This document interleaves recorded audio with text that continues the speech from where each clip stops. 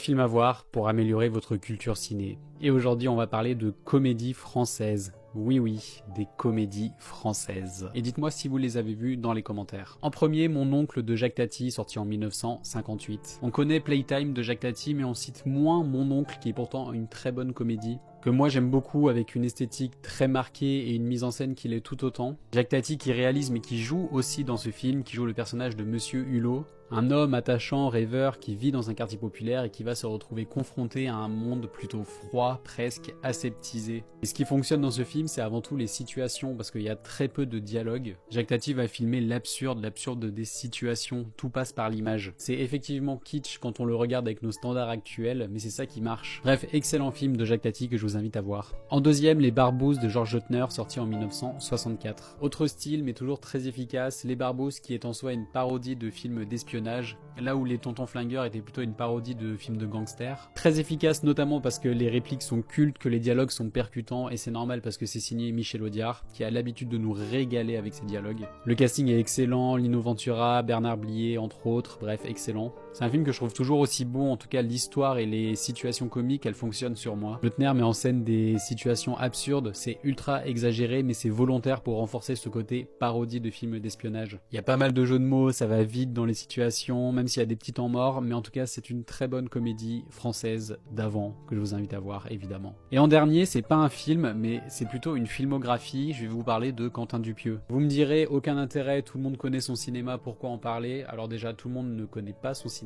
Et j'en parle pour une raison, c'est que là j'ai cité deux comédies des années 50 et 60 et aucune comédie moderne.